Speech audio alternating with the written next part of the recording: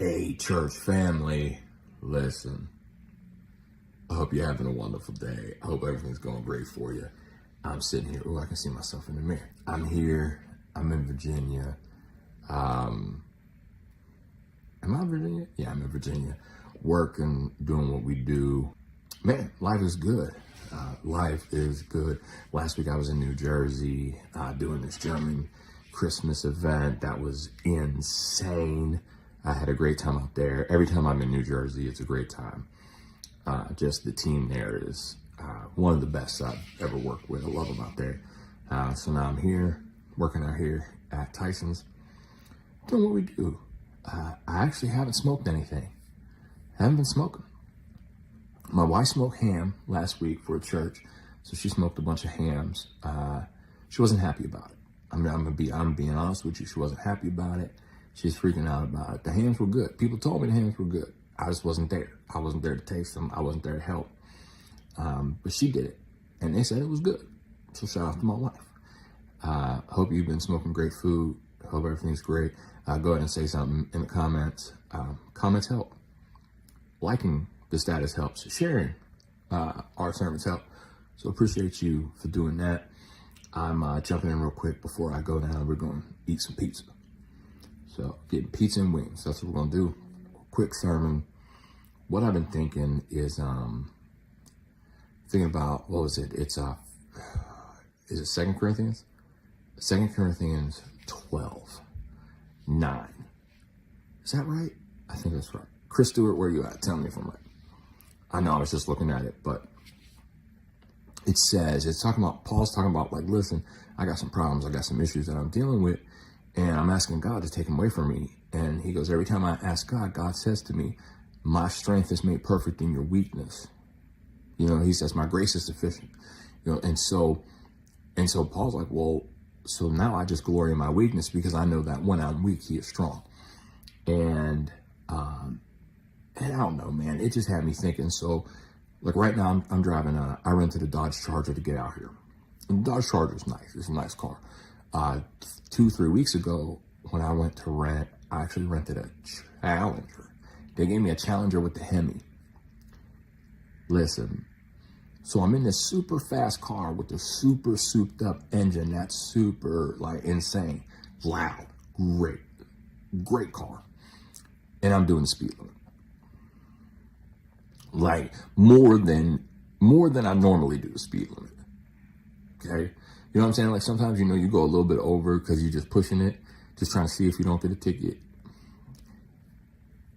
In the Challenger, I was doing the speed limit, dog. I was doing the speed limit.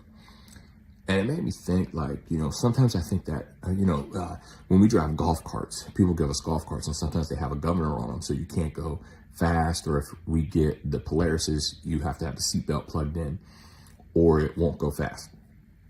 Like, it won't go over 15 miles per hour, stuff like that.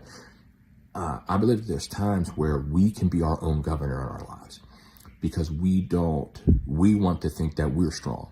We want to think that we can do everything by ourselves.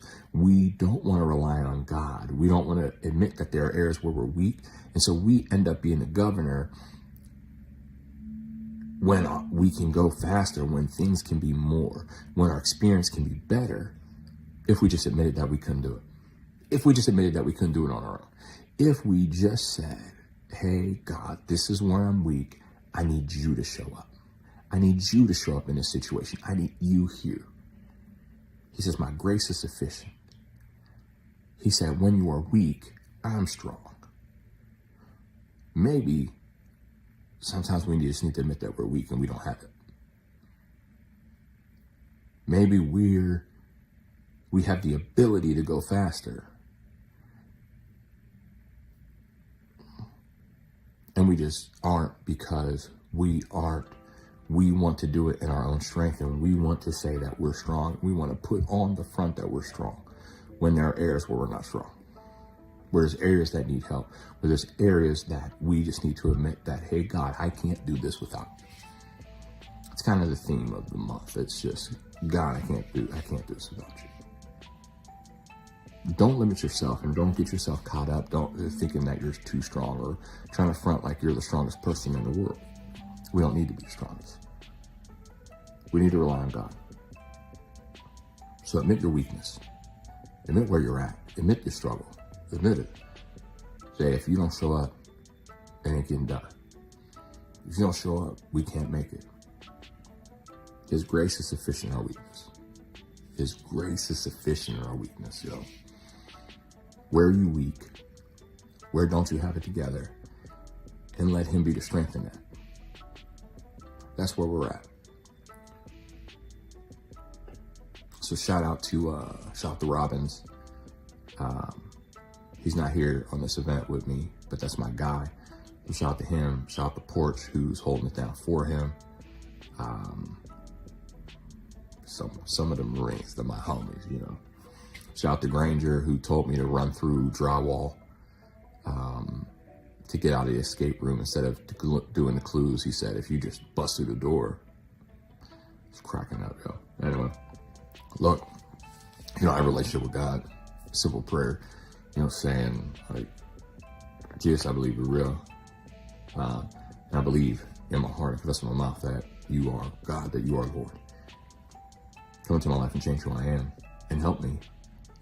Help me in my weakness. Day all the areas that I'm weak, I need you. They text Journey to the number on the screen.